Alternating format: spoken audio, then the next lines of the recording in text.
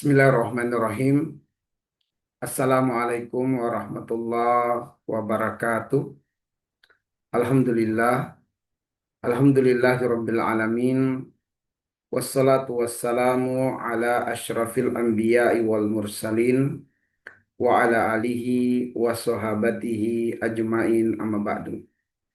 Teman-teman sekalian, para mahasiswa dan mahasiswi peserta mata kuliah studi Islam Akidah, atas izin Allah dan perkenaan darinya, kita kembali bersua di pertemuan yang terakhir sebelum dilangsungkan ujian tengah semester. Insya Allah, UTS akan kita langsungkan di Senin mendatang. Teman-teman sekalian, eh, pertemuan hari ini tersajikan dalam bentuk rekaman video seperti yang tengah Anda saksikan saat ini, untuk supaya materinya dapat dimurojaah dengan baik, untuk dapat materinya didengarkan secara berulang-ulang. Hari ini kita akan menyajikan materi tentang inspirasi hidup sukses dari Yahya alaihissalam. Saya tampilkan materinya terlebih dahulu.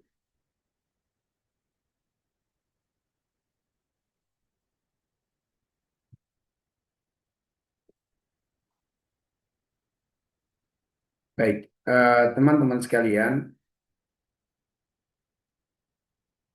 inspirasi hidup sukses dari Yahya alaihissalam.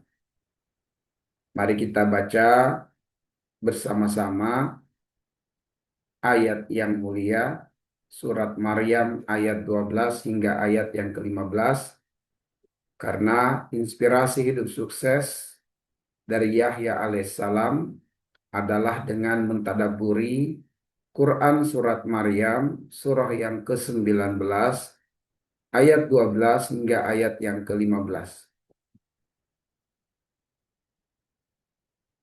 Saya bacakan ayatnya dan saya berharap teman-teman semua dapat mengikuti. A'udzu billahi minasy syaithanir rajim. Bismillahirrahmanirrahim. Ya Yahya khudhil kitaba biquwwah wa atainahul hukma sabiyya wa hananan min ladunna wa zakah wa kana taqiyya wa barram biwalidayhi wa lam yakun jabbaran asiyya wa salamun alaihi yawma wulida wa yawma yamutu wa yawma yub'atsu hayya. Sadaqallahul azim. Allah Subhanahu wa taala berfirman, Ya Yahya, wahai Yahya, khudhil kitaba biquwwah. Ambillah Alkitab, yaitu Taurat. Pelajarilah kitab Taurat biquwwah dengan kekuatan, yaitu dengan sungguh-sungguh. Wa atainahul hukma sabiyya. Kami telah memberikan kepada Yahya ilmu hikmah sobiyya dikala usianya masih kanak-kanak. Wa hanana min ladunna wa zakatan wa kana taqiyya. Adalah Yahya itu perangainya, akhlaknya lembut, penuh kasih sayang. Min ladunna, sifat terpuji yang datang dari sisi kami. Wa zakatan, dan Yahya itu bersih hatinya dari penyakit-penyakit sosial. Wa kana taqiyya, dan adalah dia bertakwa kepada Allah. Wa barran biwalidayhi, dan adalah Yahya anak yang sangat pandai berbakti kepada orang tua. Walam yakun jabbaron asya, dan dia tidaklah berperangai kasar, sombong, angkuh. Dan tidak pula dia berbuat kezoliman atau berbuat kedurhakaan. Wassalamun alaihi yawma wulida wa yawma yamutu wa yawma yub'atsu hayya. Keselamatan, keberhasilan dan kesuksesan bagi Yahya. Yawma wulida, hari ketika dia dilahirkan di muka bumi dan menjalani kehidupan di muka bumi. Wa yawma yamutu, hari ketika dia diwafatkan. Wa yawma yub'atsu hayya, dan hari ketika dia dibangkitkan di yaumul ba'si, di hari kebangkitan. Nah, teman-teman sekalian, mengapa kita perlu mengambil inspirasi hidup sukses dari Yahya alaihissalam? Ada 4 alasan yang kami kemukakan. Pertama, Yahya alaihissalam itu merupakan seorang nabi, seorang rasul. Bahkan beliau alaihissalam merupakan keturunan yang juga dari seorang nabi, yaitu Nabi Zakaria alaihissalam. Sehingga dari nasab, Yahya secara nasab terbaik. Sebab beliau anak dari seorang nabi. Dan Nabiullah Zakaria alaihissalam merupakan keturunan dari Nabiullah Harun alaihissalam. Dan Nabiullah Harun itu merupakan saudara Nabi Musa alaihissalam. Ibunya bernama Isya, wanita saleha yang berasal dari keturunan yang mulia. Atau istri Nabiullah Zakaria adalah bernama Isya. Dalam Al-Quran, kelahiran Nabi Yahya alaihissalam dianggap sebagai mukjizat karena Nabi Zakaria alaihissalam dan istrinya sudah lanjut usia dan sebelumnya dianggap tidak mungkin memiliki keturunan lagi. Sehingga kelahiran Yahya alaihissalam merupakan mukjizat dari Allah kepada Nabiullah Zakaria dan juga istrinya. Betapa Zakaria usianya telah sangat tua atau tidak terbilang muda lagi. Sudah tidak produktif berketurunan. Istrinya pun mandul. Lebih tidak produktif lagi berketurunan. Maka secara logika atau akalan manusia mustahil untuk punya keturunan.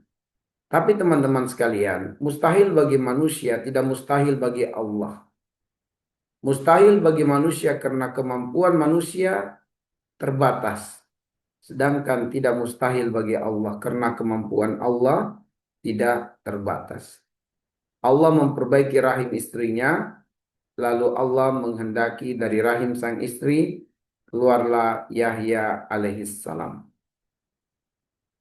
Kemudian mengambil inspirasi dari Yahya alaihissalam itu merupakan perwujudan atau implementasi dari doa yang selalu kita panjatkan tidak kurang 17 kali setiap hari.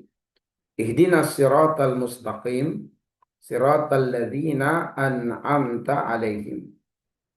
Tunjukkanlah kami jalan yang lurus, yaitu jalannya orang-orang yang Engkau beri nikmat kepada mereka. Siapakah orang yang diberi nikmat oleh Allah? Orang yang diberi nikmat itu adalah para nabi, para siddiqin, para syuhada, dan para solihin. Sehingga kita mengambil inspirasi hidup dari Yahya alaihissalam karena memang Yahya merupakan salah seorang rasul yang secara khusus kita diajarkan Allah untuk meminta petunjuk berada di atas jalan yang lurus, yaitu jalannya orang-orang yang diberi nikmat oleh Allah, dan di antara hamba Allah yang diberi nikmat itu adalah Yahya alaihissalam. Kemudian teman-teman sekalian, inspirasi hidup sukses dari Yahya alaihissalam dapat dirumuskan dari Quran surat Maryam ayat 12 sampai dengan ayat yang ke-15. Inilah mengapa kita perlu mengambil inspirasi hidup sukses dari Yahya alaihissalam, dan kita sudah baca ayatnya dan juga sudah mengetahui artinya. Selanjutnya, mari kita ambil impro dan pelajarannya yang kita mulai dengan inspirasi hidup sukses dari Yahya alaihissalam. Kenapa kita mengambil inspirasi hidup sukses dari Yahya? Karena Yahya di dalam ayat yang ke-15 menjadi jaminan bahwa Yahya alaihissalam sukses dunia akhirat. Allah yang menjaminnya. Allah mengatakan, wassalamun alaihi yawma wulida wa yawma yamut wa yawma yub'atsu hayya. Kesejahteraan, kesuksesan, kemenangan, keberuntungan, kebahagiaan bagi Yahya. Yauma wulida, hari ketika beliau dilahirkan di muka bumi dan menjalani kehidupan di muka bumi ini. Wa yauma yamutu, hari ketika Allah wafatkan beliau alaihissalam.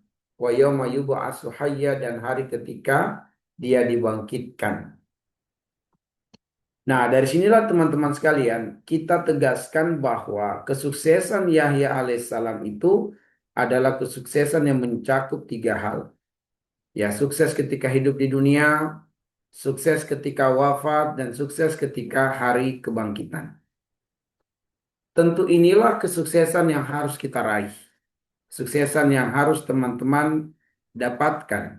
Bukan sekedar sukses di dunia, tapi kita pun meninggalkan dunia dalam keadaan sukses dan kita menjalani kehidupan setelah kehidupan dunia dalam keadaan sukses.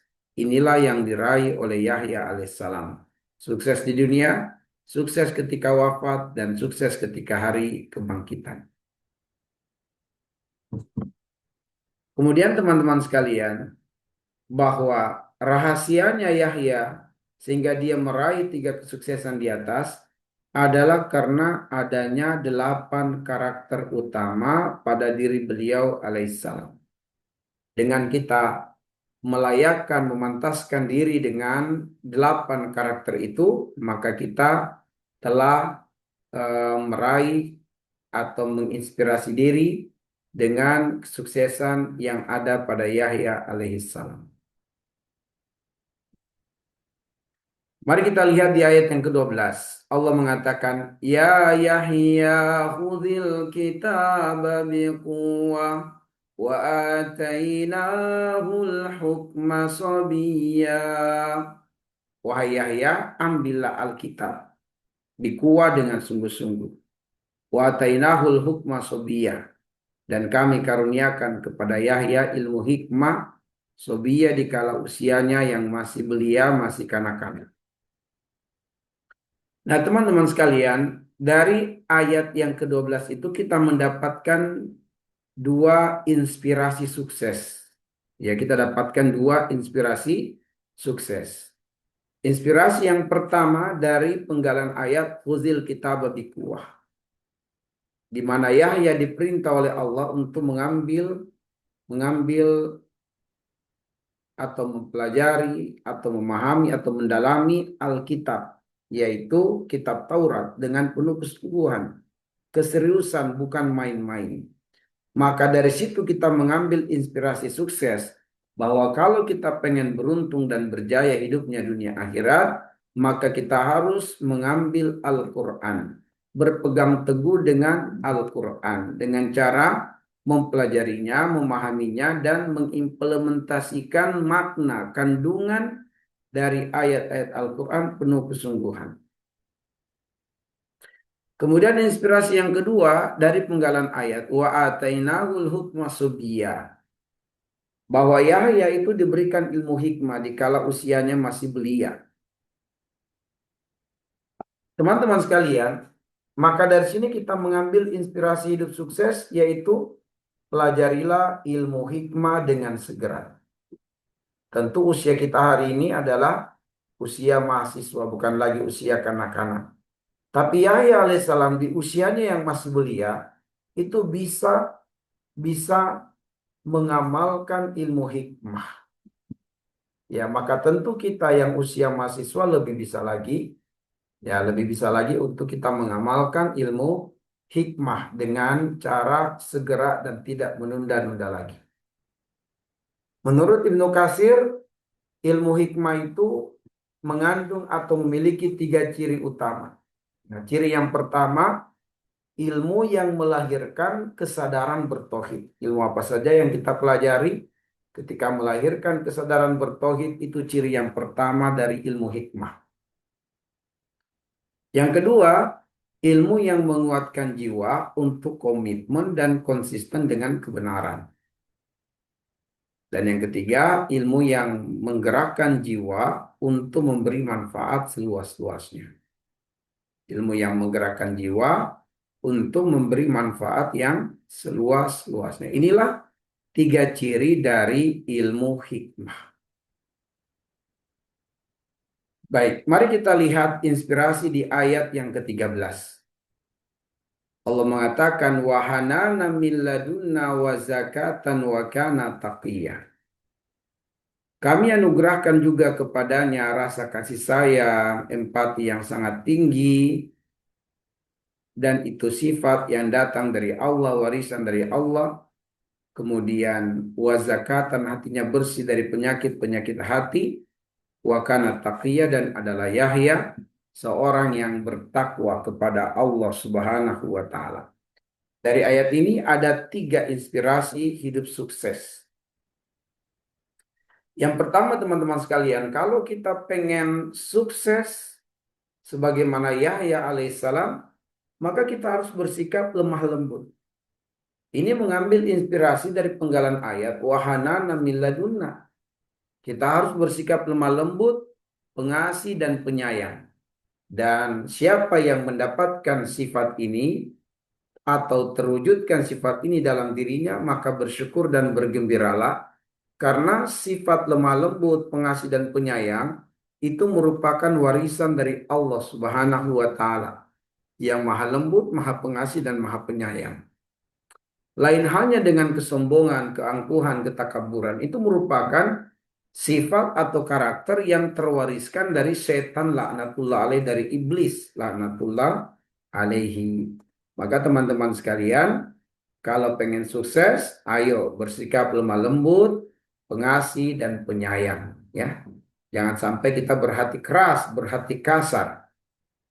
Kemudian yang keempat, kita terinspirasi dari penggalan ayat wazakatan, yaitu bersihnya hati dari penyakit-penyakit sosial.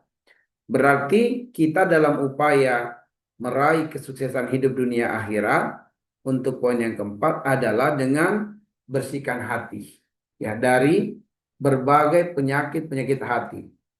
Ada penyakit spiritual seperti ria, ujub, takabur.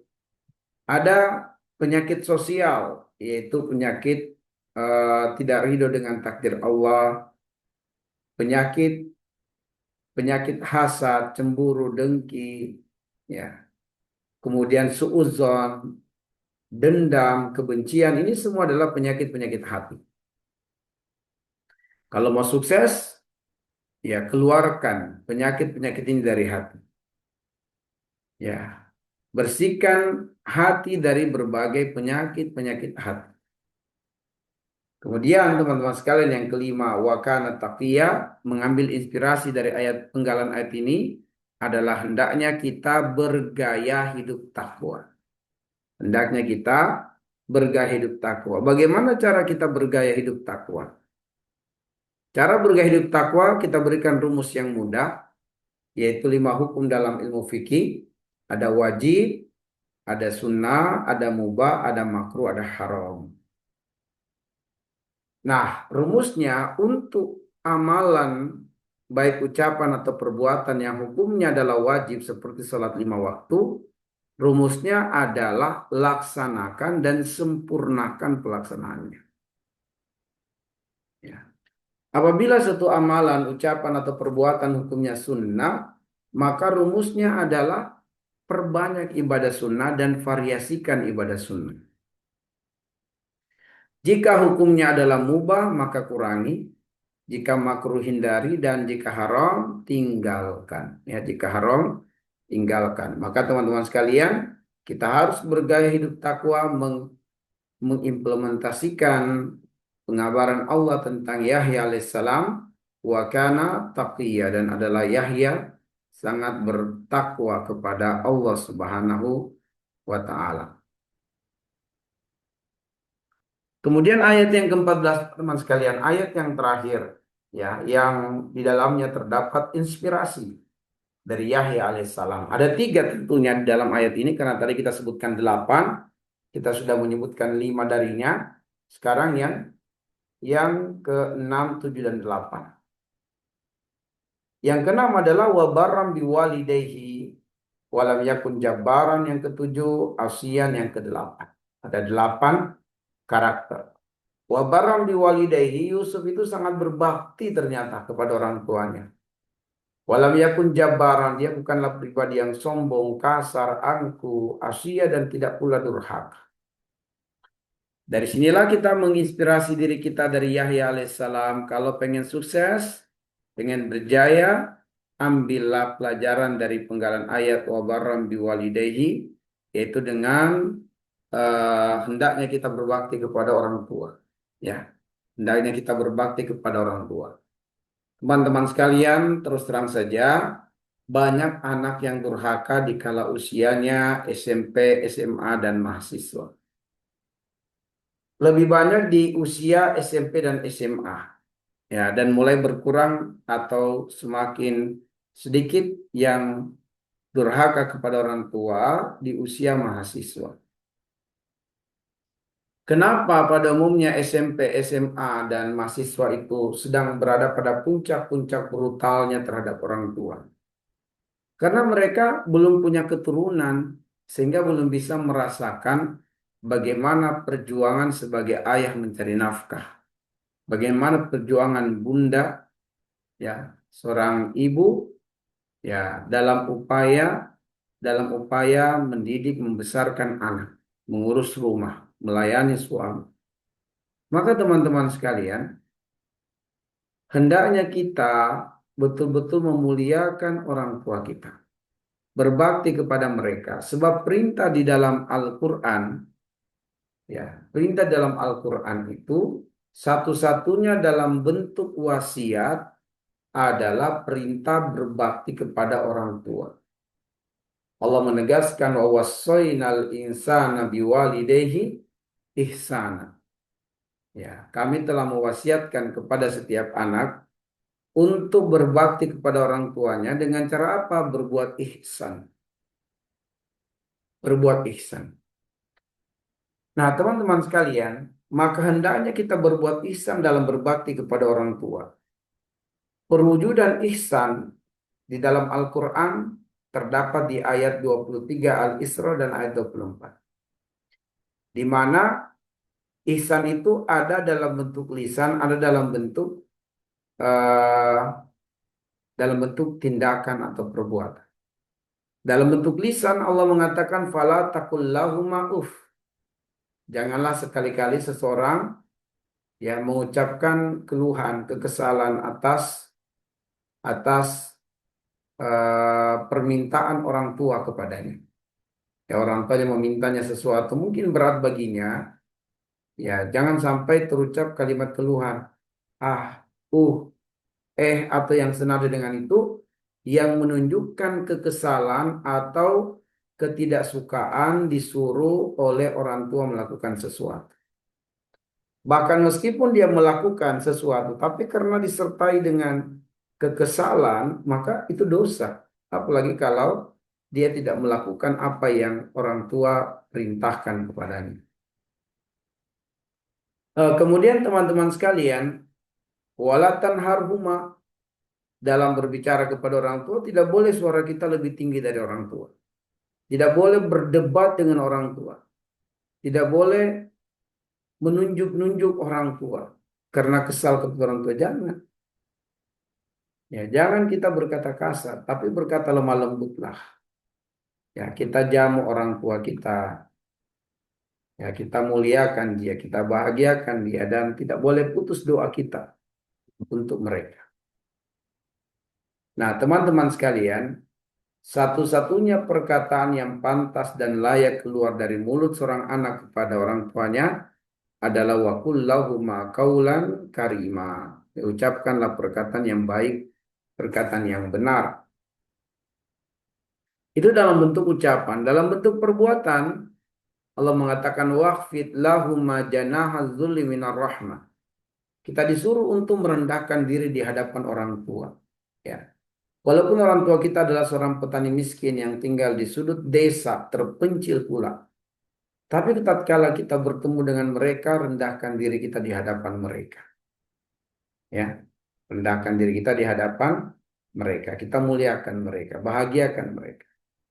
Ada sebuah kisah yang terkenal atau kisah yang masyhur dari Ibnu Abbas radhiyallahu anhu ketika beliau eh, ketika beliau mohon maaf ya, dari kisahnya Imam Abu Hanifah rahimahullah taala.